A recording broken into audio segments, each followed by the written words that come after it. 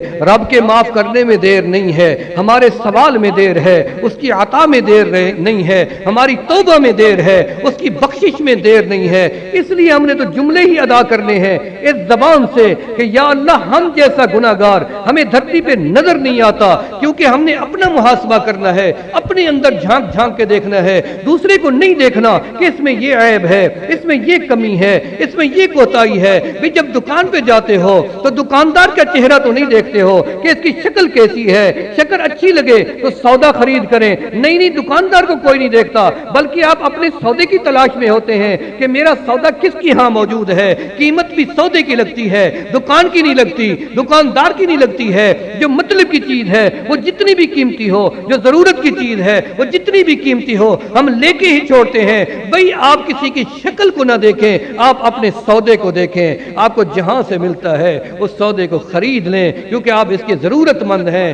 ہمیں چاہیے وہ سودا، ان میں سے جس سے بھی آپ کو نسبت مل سکتی ہے، جس سے مل چکی ہے، میں آپ کو مبارک دیتا ہوں۔ آپ کی صحبت، آپ کی نسبت کاملین کے ساتھ رب نے جوڑی ہے۔ یہ وہ لوگ ہیں جن کی وجہ سے اللہ نے دنیا کے دھرتی کے نظام کو بچایا ہے، چلایا ہے۔ حضرت لاہوری رحمت اللہ علیہ فرماتے تھے کہ مالک سب کا ایک، مالک کا کوئی ایک، لاکھوں میں ملتا نہیں، کروڑوں میں جا کے دیکھ، وہ کروڑوں میں بھی اب نہیں ملتے ہیں۔ یہ شاد و نادر، یہ ہیرے، یہ ایسے بادشاہ ہیں تصوف کے، سلوک کے، درویشوں کے، جو آپ کی نگاہوں کے سامنے اللہ لے کے آئے ہیں۔ ایک جنتی کا چہرہ دیکھ لینا جنت میں داخلے کا ذریعہ بنے گا۔ یا اتنی اللہ والوں کا اجتماع ہو، یہاں آنے والا قریب سے دور سے کوئی بھی محروم نہیں جاتا ہے۔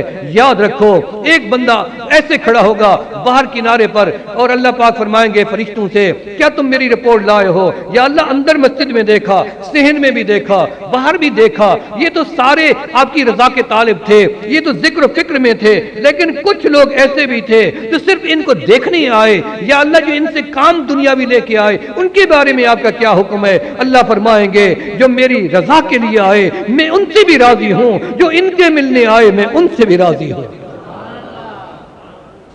احب الصالحین ولست منہم، ہم ان اللہ والوں سے محبت کرتے ہیں، ہم اللہ والے، اللہ ہمیں اپنا بنائے، اللہ وہ نسبت جو ان کو عطا کر چکے ہیں آپ کو ہمیں نصیب فرمائے۔ آپ کو کیا پتہ ہے ان کی محنتوں کا کہ انہوں نے کتنی محنتیں کر رکھی ہیں۔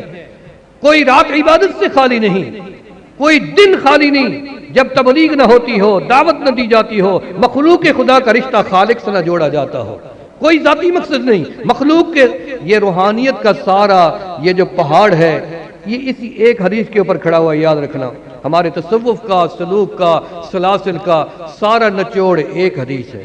اگر یہ نہ ہوتی تو حضرت مولانا علی المرتضیٰ سے رحمت اللہ علیہ نے ہمیں بتایا کہ کچھ بھی نہیں تھا تصوف، کچھ بھی نہیں تھا، کوئی یہ طریقت نہیں تھی، کچھ بھی نہیں تھا۔ ایک حدیث یہ نہ ہوتی جس کے سہارے پہ اللہ تعالیٰ اس جماعت کو چلا رہا ہے۔ چلا کیا رہا ہے؟ اللہ تعالیٰ نے پروان چڑھا دیا اس جماعت کو۔ دنیا کا کوئی ملک اور کوئی خطہ ایسا نہیں ہے جہاں آپ کو ذاکرین کی جماعت نظر نہ آئے، ذاکرین کی جماعت۔ اس فقیر کو ایک موقع ملا مدینہ طیبہ میں، حضرت عبداللہ حبشی ایک شام کے حبشے کے بزرگ تھے، 100 سال کے قریب عمر تھی۔ مجھے کسی نے کہا کہ حبشہ کے بزرگ آئے ہیں، احد میں ٹھہرے ہوئے ہیں، آپ ملنا چاہیں گے؟ میرے آنسو نکلے۔ میں نے کہا بزرگ ہو اور ہم نہ ملے؟ چلو ہم زیارت کریں گے، دعا کروائیں گے اپنے لیے۔ جب ہم وہاں پہنچے آپ حیران ہوں گے، ابھی گاڑی رکی تھی کہ ایک شخص نے دروازہ کھول دیا، ابھی ہم اترے ہی نہیں دروازے سے، دروازہ کھول دیا، دھوتی بندھی ہوئی تھی اور ان کا کرتا جسم پہ نہیں تھا، تو ہنس رہے تھے اور ہمیں آ کے گلے لگایا اور ہمیں اوپر منزل پہ لے گئے۔ ہم نے سمجھا کوئی جیسے چوکیدار ہوتا ہے دروازہ کھولنے والا۔ جب ہم اوپر پہنچے تو پورا کمرہ حال عرب کے مشائخ سے، مدینہ طیبہ کے اہل مدینہ سے بھرا ہوا تھا، اور ہر بندے کے ہاتھ میں چھوٹا ٹیپ تھا۔ تو ایک جانماز رکھی ہوئی تھی، وہ جو بندہ ہمیں نیچے سے اوپر لے کے گیا وہ تو خود ہی وہی بزرگ تھے، اور وہ جا کے اپنی گدی پہ بیٹھ گئے۔ میں اتنی حیران ہوا کہ یہ بزرگ ننگے پاؤں نیچے اتر کے آئے، ہمیں لے کے گئے اور مجھے بھی ساتھ بٹھا لیا اپنے ساتھ۔ جب میں نے ان کی شکل دیکھی، صرف میں آپ کو وہ بتانا چاہتا ہوں کہ ان کے آنسو یہاں سے نکل رہے تھے، آنکھوں سے آنسو، اللہ اکبر، بات بھی کرتے جاتے تھے اور روتے بھی جاتے تھے، اور ان آنسوؤں سے ان کی ایسی نالیاں پڑ گئی تھی، جھریاں نہیں، نالیاں، یہاں سے لے کے ہونٹ تک ادھر بھی نالیاں تھی، وہ آنسو گرتا اور نالی میں چل غائب ہو جاتا، نظر بھی نہیں آتا، اور نیچے سوراخ سے نیچے آ پڑتا تھا۔ وہ رب کے عشق میں کتنی روتے ہوں گے کہ جن کے چہرے گواہی دے رہے تھے۔ یہ اللہ کے بندے ہیں، اللہ نے آپ کو موقع نصیب فرمایا ہے کہ آپ ان کی زیارت بھی کر رہے ہیں، تو گناہوں کی توبہ ہونی چاہیے نہیں ہونی چاہیے؟ جی، ہر گناہ کی توبہ ہو یا نہ ہو؟ جی، تو اس لیے ہم تو کل سے موجود ہیں، کوئی گناہ تو نہیں کیا، کتنی بڑا فائدہ ہوا۔ کل سے موجود ہے، گناہ کوئی نہیں ہوا، بد نظری نہیں ہوئی، ٹھیک ہے، جھوٹ نہیں بول سکے، ہیر پھیر نہیں کر سکے، تہمت نہیں لگا سکے، جھگڑا نہیں کر سکے، یعنی سر سے لے کے پاؤں تک سب اعضاء میں سے کسی عضو نے کوئی گناہ نہیں کیا۔